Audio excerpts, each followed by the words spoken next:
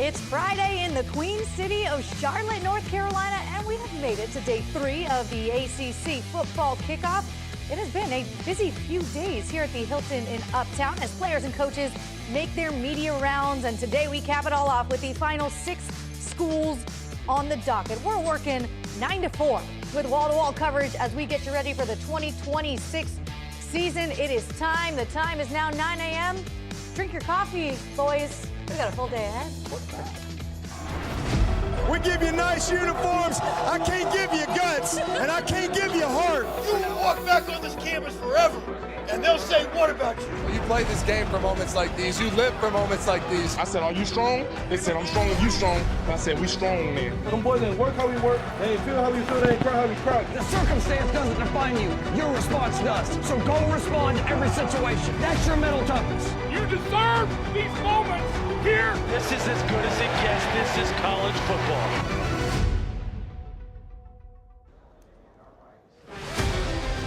We have set up shop inside this hotel all week long. We've heard from what feels like everybody, but still 6 more schools left today. Welcome into our set here at the top of the escalator alongside our national championship winning head coach Jimbo Fisher, former offensive lineman, captain at Clemson Eric McLean, Virginia Tech Hall of Famer, 9-year NFL vet Eddie Royal. I am Taylor Tannenbaum. Jason Spells is around here. Tom Luganbill, Roddy Jones, Kelsey Riggs-Cuff will be on the set later. We're all here to close this thing out as we inch closer and closer to the 26th season. And a full slate, half a dozen teams coming through today, all the way from the West Coast.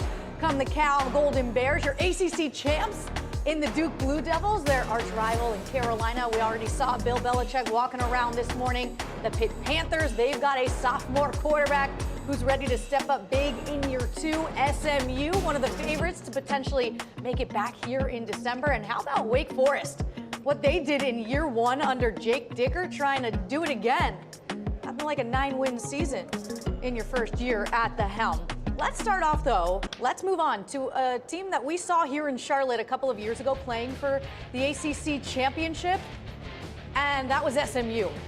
They expect to be back here potentially this year. They have a schedule that shapes up. Oh, and by the way, they have a quarterback in Kevin Jennings who is heading into year 3, has been one of the best quarterbacks in the country. We talk about him. Don't know if everyone nationally talks about him enough.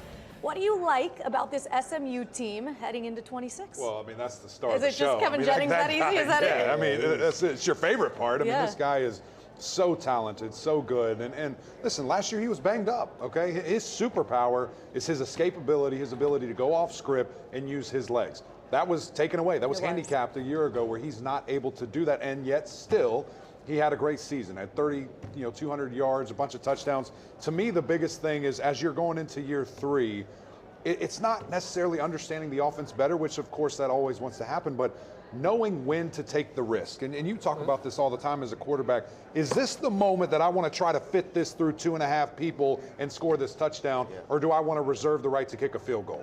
How do you make that decision? How do you weigh and calculate that? Because when you look at the biggest games, those are some moments that have set them back.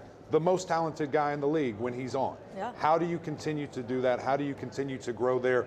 And for me, that comes with how is the running game going to help alleviate pressure off of them? I think that's the key for SMU is being balanced to where Kevin doesn't have to do it all. Because he's going to get his 300 yards passing. That's just going to happen within this offense, the playmakers, the style of play that they have. But the run game has to be good, and then the defense. Red has already talked about they got bigger and faster and stronger. Those things. Well, now you got to see it because 2 years ago, that defensive line was one of the best in the country. That's what really helped them get to the playoffs. So Kevin's great, but I want to see that defense take another step. Well, he needs help. Like I say, create turnovers, create field position, and let him know that every now and then I can punt the ball, and it's a good play. You get 40 yards for it, and I can get it back and play. But you know the thing about Kevin that's really unique to me, he's not always the most. It's not fundamentals, but he gets his body in awkward position, and so.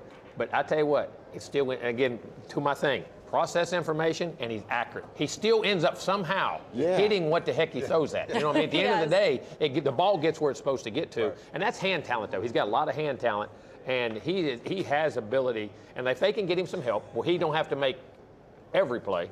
and it gets more stops on defense, they got a chance to, I mean, and if they win the game last year, they're in the championship game. Right. They lost late on the road, you know what I mean? And I think there's two things when you go on the road, especially late in the year when their teams are banged up, running game and defense travel.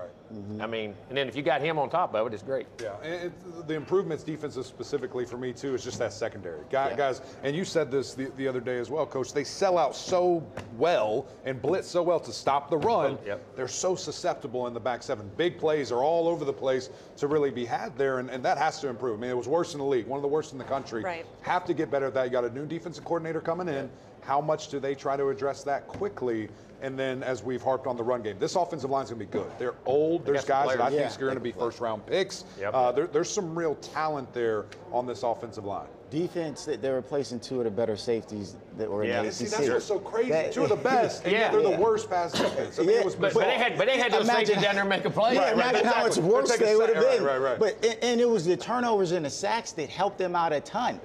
All right, and so now you lose the guys that were getting those turnovers for you. Everybody else has to step up and be better. They did make a concerted effort this offseason to beef up that secondary, bring in some talent. And oh, by the way, their schedule, there is no Miami, there is no Clemson. They missed some of these top teams, no Georgia Tech. They beat both those teams last year. So there is opportunity. That is crazy. Somebody getting bribed over there. They got it right. But I will say their early season schedule, they kick off at Florida State. Then, you know, a few weeks later, they're at Louisville. So you're going to know very early, first month of play, what SMU is all about and where they really stand in this league. No question. Excited to talk to some of these players today. Good thing you got a 3-year starting quarterback. Then they got the big game on the road at the end at Notre Dame.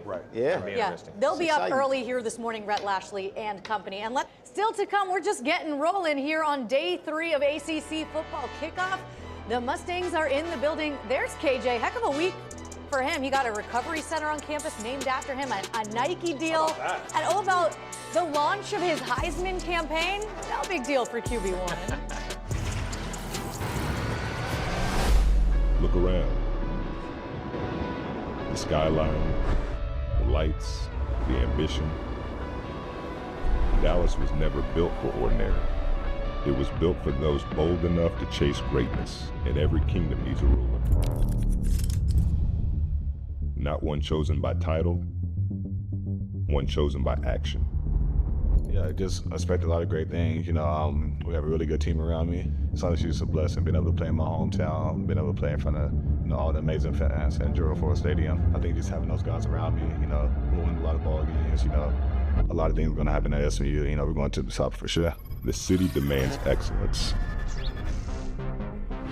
He answered. The city demanded leadership.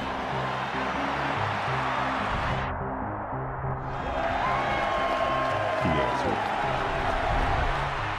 The city demanded greatness.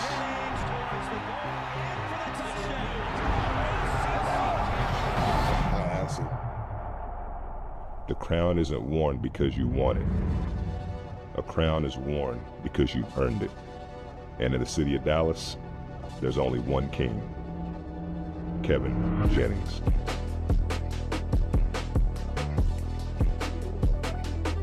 The king of Dallas.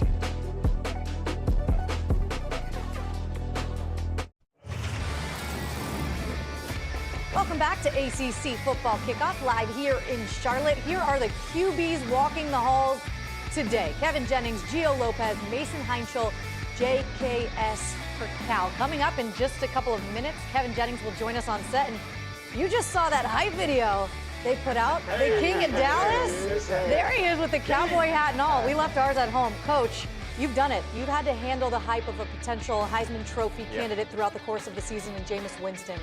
How do you manage that? Well, you know what you got to get him to live in the day and create habits and not become outcome oriented.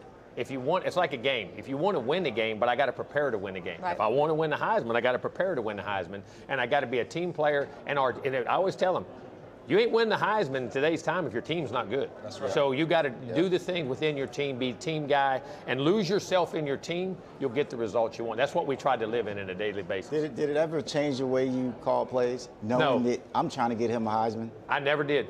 I don't know why numbers guys and our guys, they didn't. I think it was he'd come pretty. out. It was easy to call plays for a guy like that, huh? But he'd come out. I mean, bad. the year he won it, he was out at halftime 5 times. Right. That's crazy. I mean, we never did. I had 2 or 3 other guys doing time in my career but it was so caught up trying to win the game, and you were in such tight games that we didn't do that. Well, when it comes to KJ, the hype is real, and it gets started early doubt. at Florida State on that Monday night Labor Day prime time where he can show off his stuff. Before we get to the season, though, our annual ACC Huddle road trip making its way around the country to all 17 camps. It starts Monday, August 3rd, so lock in here on ACC Network and always streaming on your ESPN app. Here comes the Cowboy, QB1, the King of Dallas, Kevin Jennings, set to join us up here on set. Live from the Queen City. Every king needs its queen, right? Does that make sense? Back with more after the break. I know, I'm here all day, folks.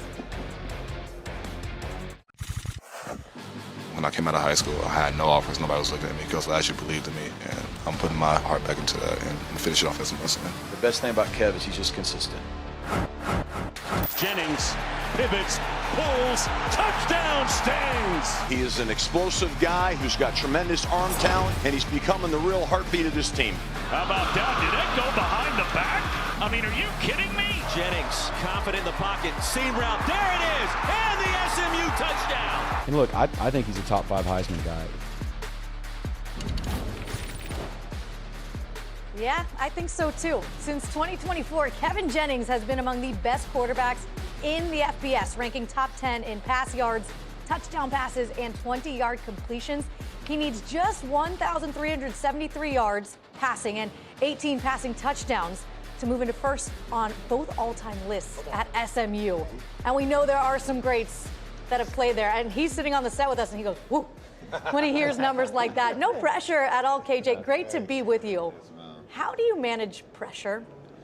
Yeah, I mean, I look at it as a blessing, honestly. Yeah. You know, if you have pressure, you're doing something right? So just looking at it like that, you know, pressure's been with me my whole life, and I just think it's something, you know, the game of football, I've been doing it my whole life since I was 8 years old, so it's nothing new to me, but just trying to go within it and just, you know, win some ball games throughout this year. Yeah.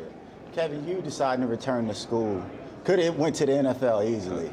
Was it more about you wanting to get better as a quarterback, or you had unfinished business at SMU? Yeah, I think more of both. You know, as a quarterback, it's definitely things I can work on. You know, I'm not perfect, so it's definitely things I can get in the lab with. You know, work on mechanics and things like that, and also just unfinished business in Dallas. You know, I'm from Dallas. I'm a kid from Dallas, and we haven't finished business yet. So I think it's my goal just to come here. You know, do what needs to be done in Dallas. KJ, what kind of things were you working on this offseason? I know obviously getting healthy was a big deal, but just as you enter this final form and you want to put your best foot forward for the NFL, did anyone tell you, any other coaches, your coaches, or any feedback from the NFL of things I really want to work on this season? Yeah, I think number one goal is definitely mechanic-wise. You know, being more stable in the pocket. You know, just having the right footwork and all that type of things. You know, as a quarterback, it's all about the little things. The little things can take you a long way. So I think just working on my mechanics. You know, working on my game above the neck. Just knowing more ball. I think that's the main thing for me coming back. Is that drill work? Is that extra film? I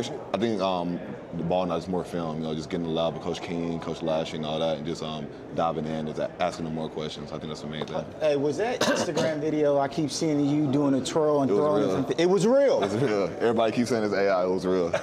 Wow. You never know these What was it? things. I didn't see it. I mean, he did like a 360 threw from the 50-yard line and hit the goalpost, and then he's throwing strikes. It was like the Michael Vick experience, but I guess it was real. How many times did it take to do it? It was the first try. Bro, all right. I got videos of me hitting it 2 times in a row, just jumping up and throwing. All right, Chris, SID Chris. Where's Chris? We need the raw I'll get y'all a footage. video. I'll get y'all a video. We trust you. I got you. We trust you. What part of y'all's talking about offense? What part of your offense do you think you guys got to work on more and can add to what your package is right now? What have y'all spent a lot of time on? Right, I think we're good at a lot of things, but I think just being more consistent. I think throughout the past year, last year, you know, we kind of was on a rocky road. You know, some games will come out fire, rock and rolling, and some games will come out, you know, not doing as well. So I think just being more consistent as a whole group. How do you get that? What kind of things do you need to do as the leader to do that? I think it starts at practice. You know, just continually being on guys. You know, we got young guys coming in that's going to play really early. So I think just determine greatness from them, honestly. You know, just putting pressure on them and making them rise to the challenge. Who are some of these young guys? I always feel like y'all always have playmakers coming in. Yeah. We saw Jalen Cooper last year. Who are some more names that could step up? Yeah, I mentioned Jalen Cooper. You know, he's going to have a really big year this year. You know, he has an important role. And we got 2 transfers that came over. We got Yannick Smith. We got Jalen Hill. We also have Jamaico Green. We call him Chunky, our running back. So it's Taylor's favorite guy. It's a lot of young. Favorite nickname. There's a lot of young guys on the team. I think they're willing to step up for the challenge. And I'm just ready to see them rock and roll and play. KJ, if I would have spoken to you 6 years ago, 7 years ago when you were in high school as a younger guy, and I said, hey, one day you're going to have a building named after you. You're going to be at Media Day as one of the best players in the country with a cowboy hat. You're going to have a Nike deal, and you're going to be on one of the best teams in the conference in the country. Would you have believed it? Probably not, honestly. You know, it's been a great couple of years for me. I'm just blessed. Blessed from God. You know, He's blessed me with all these great things. So, you know, honestly, as a kid, if I also look back at this, probably not. Do you have to pinch yourself? I mean, like literally every day. Is it just like, how is this real life? It's amazing. I'm super blessed to have this opportunity. You know, I'm just honored for it. How's the relationship with you and Coach Lashley grown? Because a lot of times it almost feels like the really good ones, you become friends. There's that respect because we saw Coach Key and Haynes King last year, and they became best friends. I feel like that's a similar thing with you and Coach Lashley. I definitely think so. You know, we're coming really close to each and every year. It's my 5th year with him, so you know, I really have no choice but to. But you know, it's a great relationship. You know, I know he has the most confidence in me, and I have the confidence in him. So you know, it's a really great combination with both of us. Talk to me about your roles at the line of scrimmage. How much has that expanded? Did they giving you more freedom to do things at the line of scrimmage now? And what do you actually call the protections and yes, a lot of run checks, or what are they allow you to do? I can see this upcoming spring right here. This past spring we had more challenges for sure. You know, more with check the runs. You know, we have a big gap defender right here, check the opposite from him. Just things like that. So it's you know, the confidence they have in me, I think is just going to grow each and every week. And you know, I'm having a lot to say so. That's nice. I mean, that's good to see because you're out there. Like, yes, sir. You can see what you can see from the sideline, but as a quarterback, when you have that ability, it can change a game. Right. I mean, you're right there with it. Yeah. You talk about the spring. I know your quarterback coach, Derek King, got a little bit more responsibility this spring. He did. Was able to kind of call plays and things of that nature. We obviously remember his time as a player and just knowing that he would be in this position one day. Right. Tell us about Derek. Do you think he's got the stuff? Is he going to be good at this thing? He definitely got the stuff for sure. You know, it's natural. You know, he played quarterback at a high level, and he just, you know, fitting in the role, just saying stuff on the fly, you know, telling me what to look at, telling me the keys to look at, and it's helping me tremendously, honestly. You know, having a great quarterback like that. And now he's calling plays for me at practice. So, you know, it's really great just to have him alongside. What's the difference between his communication and Coach Lashley's communication? Break it down for us. I think, cause I told the air, I was like, just be more subtle. Like, tell me to play once, and I'm good. I'm ready to hop in. Last year, I'm like, all right. But are you looking at the sideline like, I got it? But yeah, I think King is more subtle. You know, he knows like what I need to hear and all that thing. So. KJ, do you got a top play in the SMU uniform? What's your top play so far? Top play, definitely. That's tough. I like that. That TCU throw was crazy. Yeah, that's all. Just that TCU club. Maybe the Louisville club. It was like a crosser I threw to J Hud, number 2. Probably one of those, but it's a lot of memories in the SMU uniform. So. And I know you're bound to make more this year, but I need to circle back to the thing you said about you got a building named after you. And I know people at home might be like, huh, what's going on? This week, there is now the Kevin Jennings Recovery Center on campus at SMU. Explain to us in better detail what that is and how that came to be and what it means to you. Yeah, I'm super grateful for that. You know, the Recovery Center is inside our facility. You know, it's on one of our levels. But, you know, I'm grateful to be able to have this legacy at SMU, you know, being able to give my teammates a thing to recover better. You know, we talked about it within team, like within the players. We got saunas, cold plunges, recovery tables, just all those type of things. So it's a blessing just to have that thing and have the legacy happen. Yeah, I don't know if there's anyone else in the country who's currently a player that already has a building named after them. You also got a Nike deal this week, no big deal. We're getting ready to have Gio Lopez on the set too, and that's now the quarterback at Wake Forest. And I know you guys have a pretty good relationship. I see it on social media. How far back does that go? Yeah, I went back to 2 years ago, the Man and Passing Academy. I actually met him there, and we clicked like no other, you know, right off rip. But that's been my guy ever since. You know, we communicate each and every time, you know, just stuff like that. So I'm just... Give me a scout report on him. Scout report, you know, he's a lefty. strong on. You know, we have the man count. You know, just taking 5-step jobs, shot lunch as far as we can. And he's slanging it out there. So, so yeah, he's a great quarterback for sure. I know. Friends off the field, competitors on the field, no doubt. But both of you, I know, will have great seasons. Yes, we cannot wait. KJ, good luck. Thank you. Thanks for being Appreciate with us. you guys. Also, love the cowboy hat. Thank you. Yeah, it's big time. Looking good. Dallas. We do. Yeah. Good to see y'all. Tell Coach Lashley to hook us up with some hats. There's Gio Lopez. Now a Demon Deacon set to join us and talk his QB role on set as the ACC kickoff rolls on from Charlotte.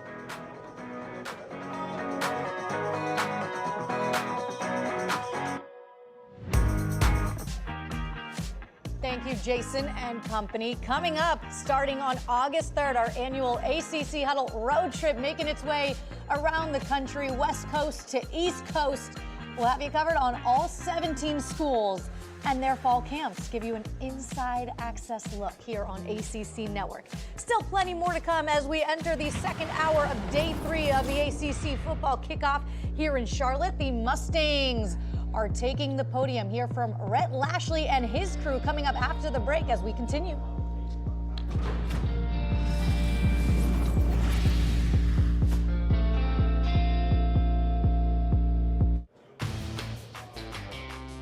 Welcome back to ACC Kickoff here at the Hilton in Uptown Charlotte. That field almost looks real. We could get ready to play right now. Might as well. Only a couple of weeks away from actual football kickoff. Here's who's set to take center stage coming up live from the Queen City. Coming up at 10:30, Rhett Lashley, head coach of SMU, going to join us up here on set. Then we have some Duke Blue Devils. The ACC champs are in the house, including Jeremiah Hazley, who did catch that game-winning touchdown in that championship game here in Charlotte back in December. Speaking of the Mustangs, let's send it inside to the press conference room because Coach Lashley is on the stage speaking to the masses.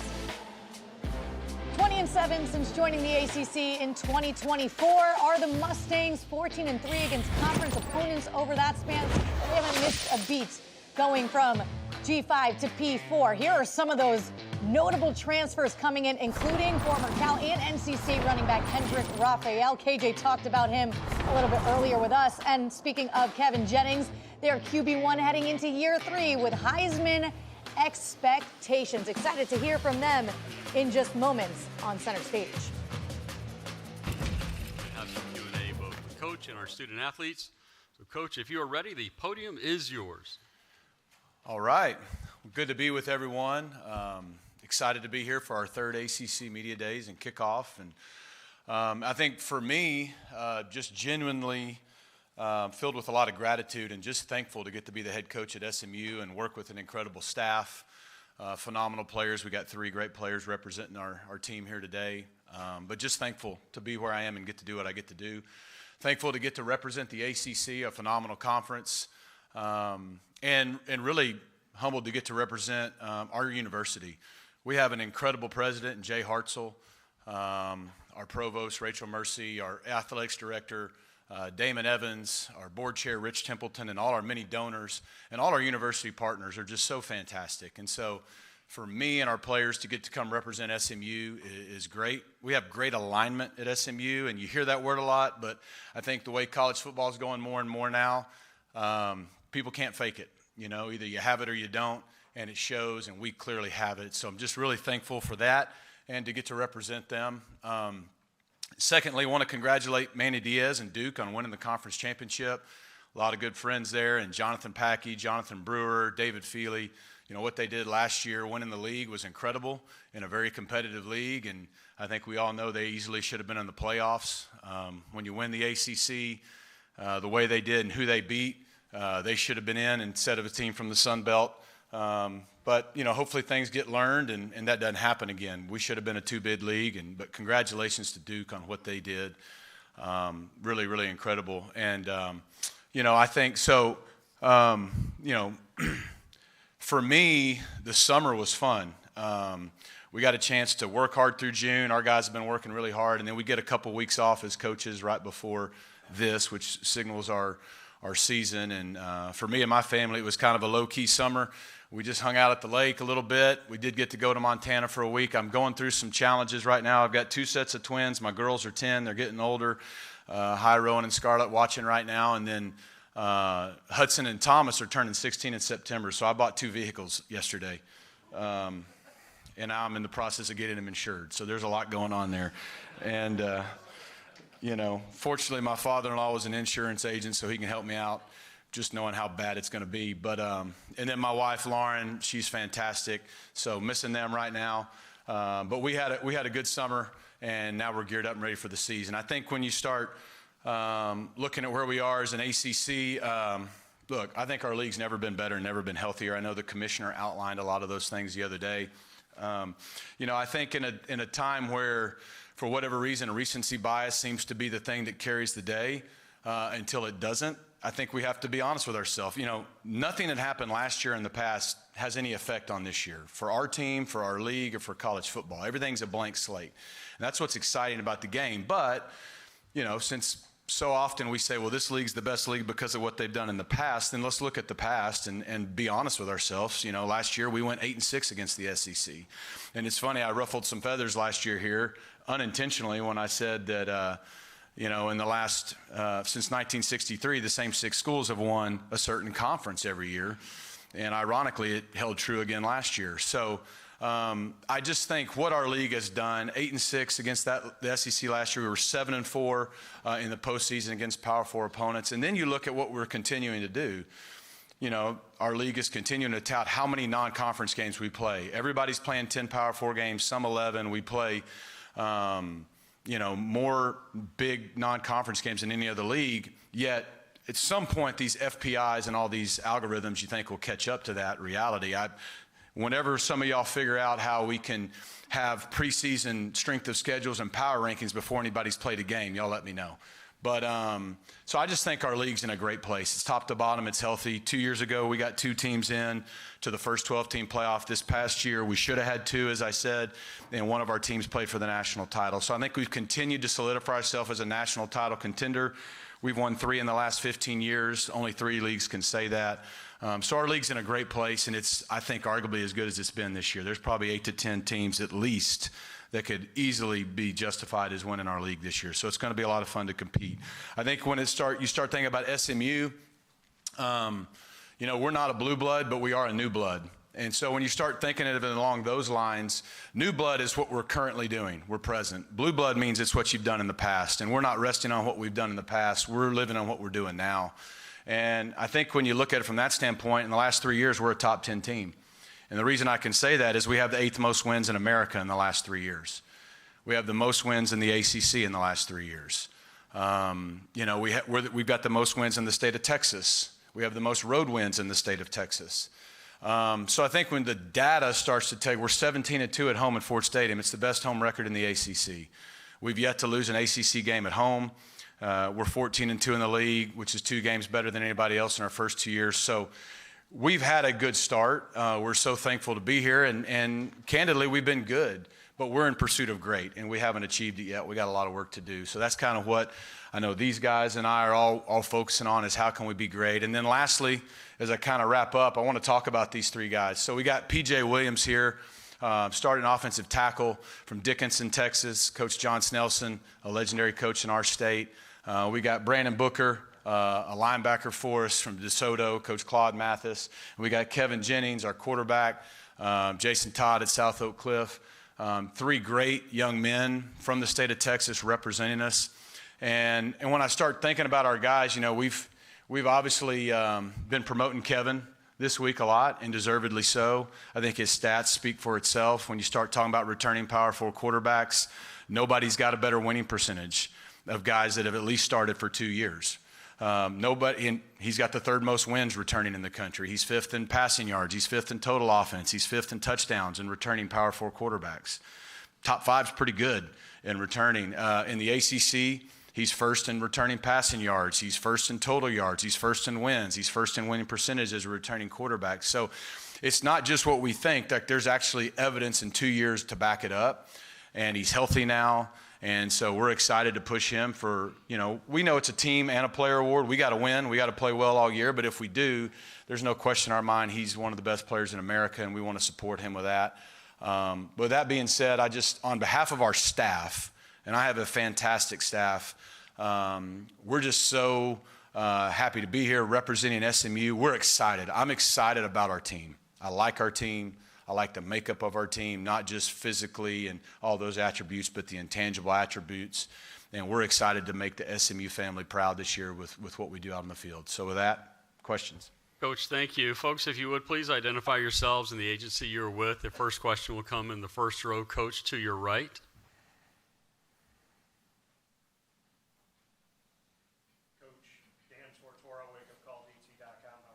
Good, Dan. How's it going? Illuminated a lot of things that have happened in these first couple of years in the ACC. You bet on yourselves as an institution at SMU to leave the American, to come here to the Power Four.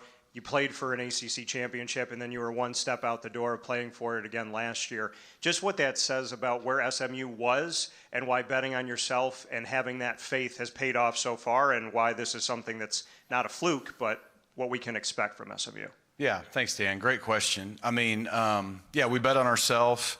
And, you know, you have to go perform. And fortunately, we were able to make a good first impression. I think last year was important that we backed it up. I know we didn't win the league, but to go win 9 games and still go 6-2 in the league and play really well and have some good moments, I think backed up that it wasn't just a fluke. Like, we have a chance to have staying power, to be a great member of this league, to compete for this league year in, year out, and to compete for the college playoff year in, year out. And that's our goal. That's what we want to do. We have great supporters. We were able to bet on ourselves because our university and our supporters are fantastic. But like I said, we've been good, but we're still in the pursuit of great. We haven't won anything special. We haven't done anything special. We know there's a lot of hard work ahead of us, but I think it just validated to everyone else and to ourselves that we are where we're supposed to be. And, we can achieve the things we want to achieve, and that's what we're still working on. Coach, left side, about the fourth row in the middle.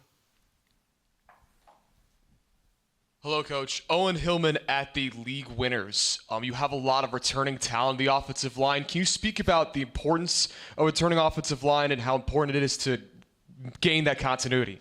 Yeah, thanks, Owen. Yeah, I mean, obviously PJ's here, and, PJ has been with us the last 3 years and just been an incredible level of consistency and talent for us. And now he's set to, he's first team All-American and should be a first-round draft pick if he stays healthy this year and does what we know he can do. But it's not just him. I think Garen Justice and Reggie Bain, our offensive line coaches, have done a great job, man, of just recruiting, bringing guys in, developing, and growing that room. You got PJ, you got Josh Bates at center, you got Addison Nichols returning at right guard.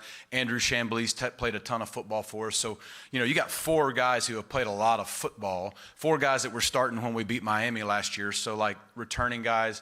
We got a lot of good young players, too, competing at left guard and other spots on our line. So it's not just that we do have a veteran group come back, it's the depth. And as we all know, like, it's hard to play O-line. You can ask PJ. Injuries happen.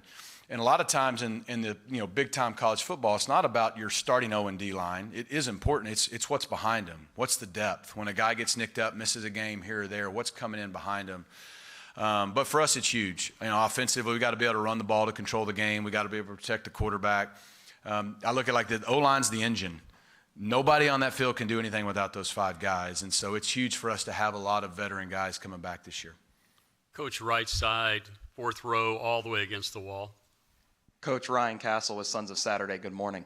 Good morning. With 3 co-coordinators on offense and 2 co-coordinators on defense, how have the responsibilities and workflow kind of divided itself between those guys? And why did you choose to label the staff that way rather than the traditional solo coordinator? I'm just not good at making decisions. No, so, a couple things. It's a great question. And we've been blessed for 4 years. I hadn't had to change coordinators. That's been pretty cool. It helps a first-time head coach his first 4 years to have guys like Scott Simons and Casey Woods. And Casey's going to be a fantastic head coach at Missouri State. I can't believe we got to play in week 4. But and then Scott, going to get to be the linebacker coach for the Dallas Cowboys and not even having to move. And it's where he grew up. Like, both those guys did so much for our program.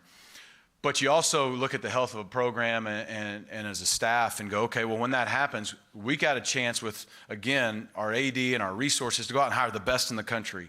And we're able to look inward and find the best. And so to have someone like Maurice Crum and Ricky Hundley Jr. sitting there, Ricky Hundley's been with Scott Simons for 10 years. incredible success together defensively, and obviously at SMU. They've changed the culture of defense at SMU, and he's been a huge part of that.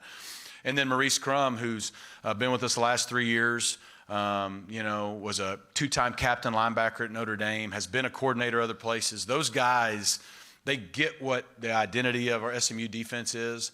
So I think those guys have done a fantastic job taking what we've done, carrying it on, and then trying to, hey, how do we get better?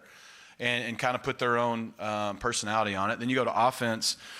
Rob Likens has been with me since my 2 years at Miami. He's incredible. He already had a co-OC tag, kept that. He obviously is doing some other things. Well, not obviously, but he's doing some other things for me from a chief of staff role and other things as an associate head coach that is really vital to me.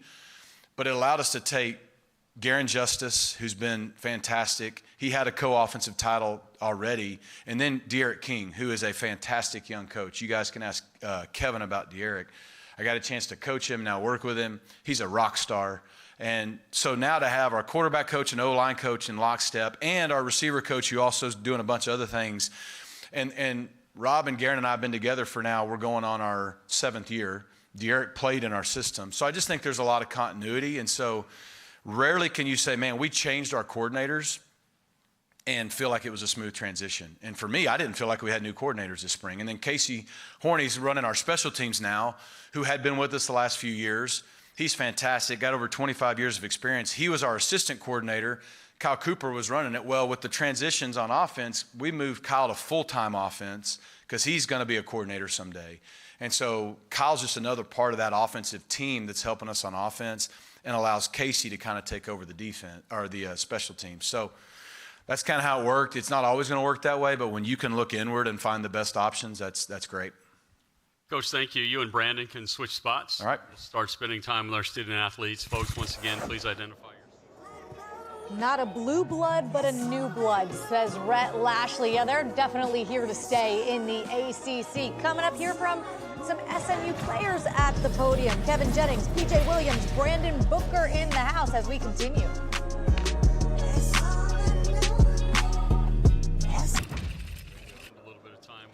Welcome back to Charlotte as the final 6 teams handle business here at ACC Football Kickoff. Cowboy hat is on for SMU quarterback Kevin Jennings as he takes the stage to speak to the media. Let's send it inside the press conference room. Kevin, you are one of the more decorated quarterbacks in not just the ACC, but all of the nation. And with all of the success that you had, how do you prevent your quote-unquote chin from going soft from success? How do you keep that edge of like, we've accomplished good but not great yet? How do you personally take that challenge on day to day? Yeah, I think it's remembering where I come from, honestly. At first it wasn't all this. Coming into college, I didn't have all the offers. I didn't have much, but, SMU believed in me. So I think it's just staying grounded to my roots, honestly, and having my teammates just check me if anytime I get out of place, I'm not working hard as possible, let my teammates check me. So I think that's the main thing for sure, just having great people around me. Keep your eye right there, the gentleman right next to him.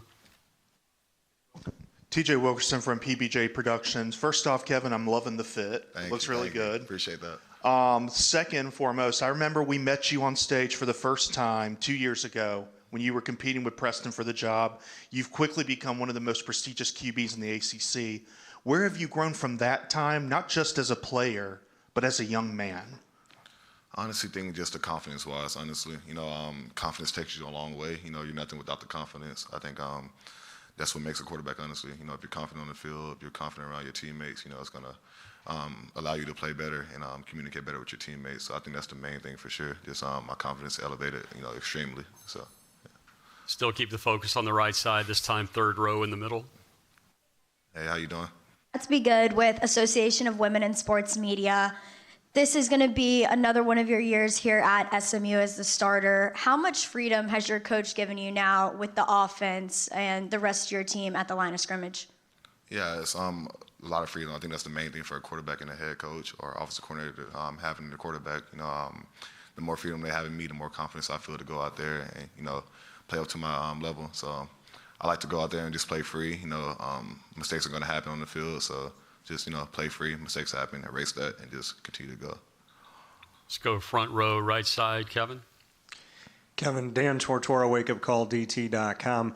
In a world where quarterbacks are changing every year in the transfer portal, you've stayed committed to SMU.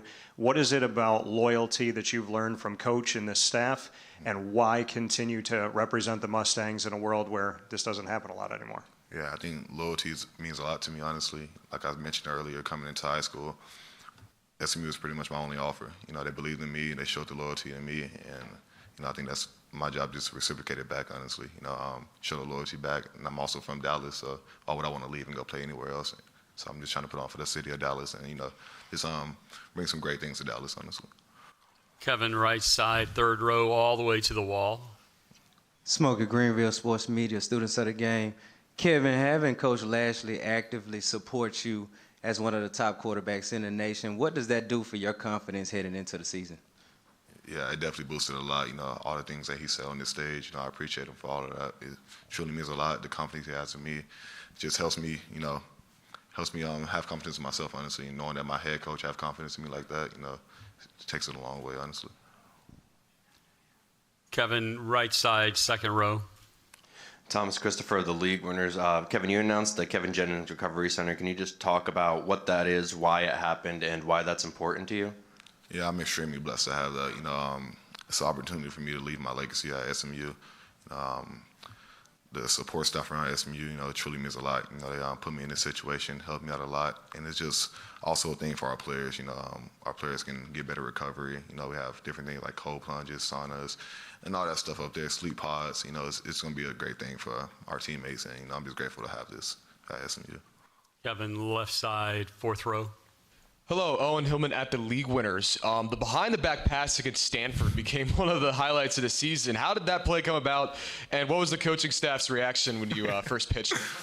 All right, so it was Monday walkthrough when we first started. At first, it was supposed to be like a flip, like a little flip, and then me and Coach King was talking. He was like, let's spice it up a little bit, and then we told Lashley, and I was doing it behind the back, too. It was like, if you do 5 in a row, we're running the game. Did 5 in a row right there, and, you know, I'm surprised he actually called it, but you know, it worked out though, and I'm glad he called it for sure. Kevin, your last question, third row, right side. Kevin, Michael with Plant the Spear, the fit, just fire, bro. Obviously, as you look at the big game with Florida State coming up in Tallahassee, as you've been studying the defense, what challenges have you seen so far that Tony White's defense at Florida State presents for you guys? Yeah, we know they're going to cause a lot of challenges. You know, they're a great team, and, you know, opening up with them week one, you know, it's not an easy task, you know, going to Tallahassee, a very traditional school. You know, I'm going to play in front of, 90,000 people. So it's only just a blessing just to get the opportunity to play an ACC opponent in week one. You know, we know they're going to come out, you know, fast, ready to play, and just to beat us. But, you know, we believe in our team. We know what we're going to do. Kevin, thank you. You and PJ can switch spots. Thank you. Finish our time with the Mustangs with PJ Williams. PJ, hands are in the air. We will go second row right here to the right. Kenton Gibbs with Locked On Podcast Network. PJ, your story and Kevin's juxtapose each other a little bit because as he was a very unheralded guy, you were an Under Armour All-American, and everybody saw the potential in what you could be very early on. And now you developed into being a guy that's a first-team All-American preseason and all those things. How do you stay grounded and humble despite that, like, hey, everybody saw it and now I'm just walking in what was expected?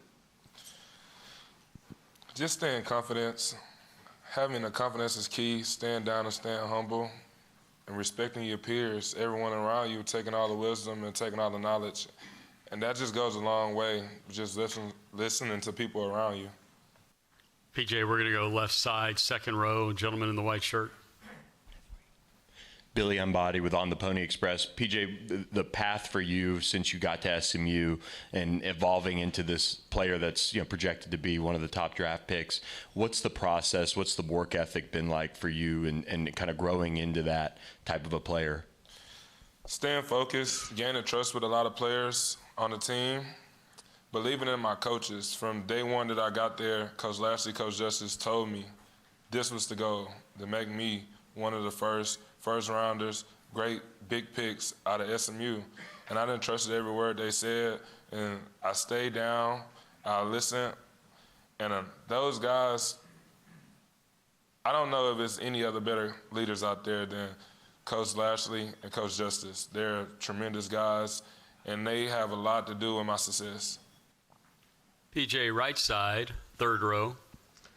Lido, Greenville Sports Media, students of the game. First off, drip tech on 10, man. 10 out of 10. After that, tell me about the relationship you got with KJ protecting him for this upcoming season. KJ was one of the first guys that I got introduced with when I started the SMU team. Him and a guy named Isaiah Smith. They were two great guys, always been there. They was in there when I needed them the most. KJ is a guy that I respect the most, one of the guys I respect the most on the team. He's a great guy, great family, great background. Kevin, I treat him like I treat my sister. Like, if someone...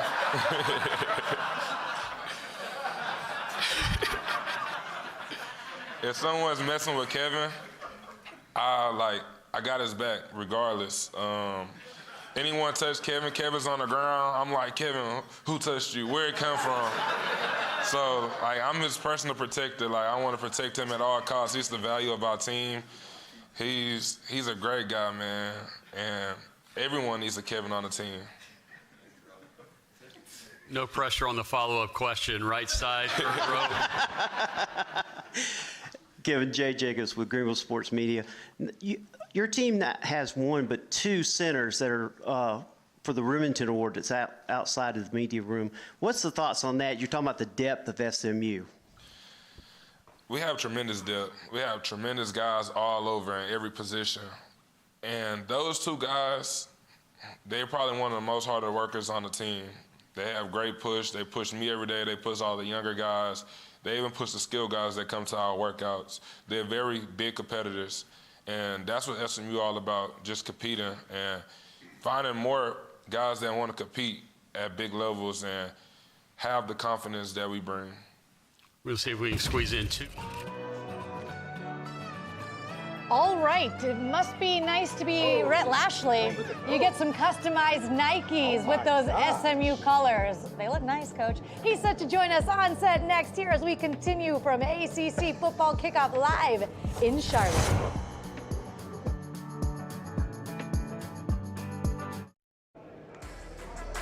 Welcome back to Charlotte. SMU is just one of 14 FBS teams with 9 or more wins in each of the last 3 seasons. You thought their transition to the ACC was going to be tough? Think again, a 20-7 record since joining. SMU returned 62% of its production from last year, reloaded via the portal. Here are some big names, including one you may know in the ACC, in Kendrick Raphael. And yeah, they do have a QB1 in third-year starter Kevin Jennings, who has officially launched his Heisman campaign. And you know what? Season hasn't even started yet, but Rhett Lashley, the head coach, in mid-season form up there earlier at the podium. Take a listen. We bet on ourselves, and you have to go perform. And fortunately, we were able to make a good first impression. I think last year was important that we backed it up. I know we didn't win the league, but to go win 9 games and still go 6-2 in the league and play really well and have some good moments, I think backed up that it wasn't just a fluke. Like, we have a chance to have staying power, to be a great member of this league, to compete for this league year in, year out, and to compete for the college playoff year in, year out. And that's our goal. That's what we want to do. We've been good, but we're still in the pursuit of great. We haven't won anything special. We haven't done anything special. We know there's a lot of hard work ahead of us. But I think it just validated to everyone else and to ourselves that we are where we're supposed to be. And, we can achieve the things we want to achieve, and that's what we're still working on.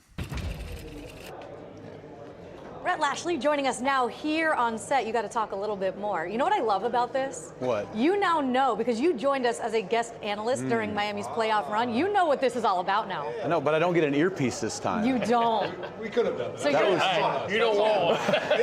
You know what I know? I know what you go through dealing with everybody up here. You know what I mean? House mom over there taking care of everybody. I'm trying. All right, you also come bearing gifts, which we love. When SMU rolls in, they come bearing gifts. Look what we got, folks. Big time. And a shirt that fits. Everybody usually makes the XL or the medium, but 3X. For the big guys. We take care of the big guys. Okay, Superman over there. Oh, look at. Let's go. So let's go. Let's have a conversation. I'm just going to let you rip off your facts. Why Jennings for Heisman. Oh, well, This is there's easy. a whole fact sheet here for Oh, you. we got a fact Everybody sheet. can Zoom in. Chris put this together. So we got one from the ACC and we get one from SMU. Perfect. No, I mean, look, and Coach knows this. You're going to support your players. And we have a phenomenal young man. Like, as good as Kevin is on the football field, he is a better human. Like, his mom and dad did a fantastic job with him. He is Mr. SMU. He goes to volleyball games and basketball games and like, he's everywhere. But he's a really good player. And you got to have a great quarterback to do anything special. He's fifth-year senior, going his third year as a starter. He stayed loyal to us. He stayed at SMU, stayed in Dallas. And he is. The stats speak for themselves. You know, there's so many times narratives going into something wire it. You know, well, this guy should be this. Well, a lot of those guys haven't played. They're either going to be first-time starters. They haven't done it. He's done it. You know, whether he's top 5 in just about every returning P4 category for a quarterback, he's number 1 in just about every category in the ACC. Like, probably by week 5 or 6, he's going to own every school record in SMU history. He has done it. Now we have a team around him that I think can help him. Last year, he played really well on a bum ankle. Doesn't get the credit he deserves because we weren't as good around him on offense and we lost a lot on defense. And he still got us to 9 wins and within a drive of the championship game. I think going into year 3, he's poised to do what he does. Now, we just got to win enough games for this to matter. Mid-season form, I told you guys. And Coach, you've seen the growth, and you believed in Kevin when really nobody else did. What are you most proud of from the day he stepped foot on campus to now? Yeah, and sometimes we get too much credit for believing. I mean, we just opened our eyes and saw what was right in front of us. You know, what was your question about? What are you most proud of? Yeah, I think he set it up there. Like, Kevin has this incredible, he's so humble. He's so about his teammates. And it could almost be, when he was younger, to a fault. Like, he was so meek and, like, just kind of quiet. And when he plays, he's a dog. Yeah. You know, and when he plays, he's a different guy. Like all great players have. I think what you've seen, he set it up there, confidence. His confidence has grown, and you got to accomplish confidence, playing, having success, doing good things. But he has never lost that humility. So now he's this guy that is an elite competitor. All he does is win. That's another reason for this. State title, conference championships, taking us to the playoffs in year 1. Like, all he does is win. He has an elite level of confidence in himself that oozes to our team, yet he's the most humble guy on our team, and that's an incredible combination. Coach, things that, you know, he does on the football field are amazing. And you talk about, you know, the bum angle, and yet still has, you know, 36-plus 100 yards through the air, still has a ton of touchdowns. He is an eraser. But you might not need that eraser because your offensive line is going to be really good. What does that do when you have a group up front that you can trust, you can lean on? 3rd and 1, I need it. Yep. We know what we're doing. They do too. We're still going to get this. It's huge. Like I said in there, the O-line's the engine. And I think in general, the O-line, tight ends, running backs, as a collective group, they all own protection. They all own the run game. And last year, we didn't run the ball as good as we needed to. 2 years ago with Brashard Smith, we could run the ball. We could control the game. We could throw it. We could run it. We could close games out. We could do what we needed to do. Last year, we weren't as consistent, and there's a variety of reasons for that. I do like our line returning with a lot of experience, you know, whether it's PJ, our starting center, you know, probably 4 of those 5 guys are returning. I think the running game, also at running back. Coach will tell you, I'd rather have a great running back any day of the week. Well, Kendrick Raphael, he's done it, okay? We have Dramico Green, who is a redshirt freshman that we think is going to be really, really sensational. We have Derek McFall, who can kind of live in the run game and the passing game. But our tight ends, we have, you know, Randy Pittman and Theo, who are guys, and we've got Trip Reardon coming back. We got a star freshman in Zach Turner. We have a group of guys that can all still make plays like we like them to do, but they can all block. And so I think the entire group is going to allow us to run the football better, which takes a lot of pressure off Kevin to not have to do it all, yet be more efficient and still probably have big numbers. You might just answer the question I was going to ask. We're talking about Kevin's. Where do you think your team's jumped the most, and you're the most excited to see hit the fall camp that you're going to play well? Well, for the entire team, you know, I think what I just said is offensively where we got to improve. I think the entire team. What it struck me the first day of spring ball is this is the biggest team we've had as a group. Now we're probably about the same O-line and D-line as we've been. We've been big enough. But we're long everywhere. On the back end on defense, at linebacker, you look at our tight end room, you look at our running backs, you look at our receivers. Across the board, this is the biggest football team we have, the longest, yet we're still about a mile per hour faster according to Catapult practice. So I think we've upgraded our speed and size as a group. and the depth. You know, we've had 2 really good freshman classes, so now our young players can help us across the board. We've got good experience like Kevin, PJ, et cetera, but then we got, you know, a handful of transfers coming in. It's just a good blend. But I would say our size is what stood out to me. It makes a difference. I always say big people do more by accident, little people do on purpose. That's right. That's a fact. We talked about that last night. Right. We talked about that. Right. One thing that you dealt with this offseason was coordinator changes. You had to go out and find some new guys. How was that for you? How was that experience? And where you landed, how good do you feel? You know, we're never going to hire someone internally just to do it.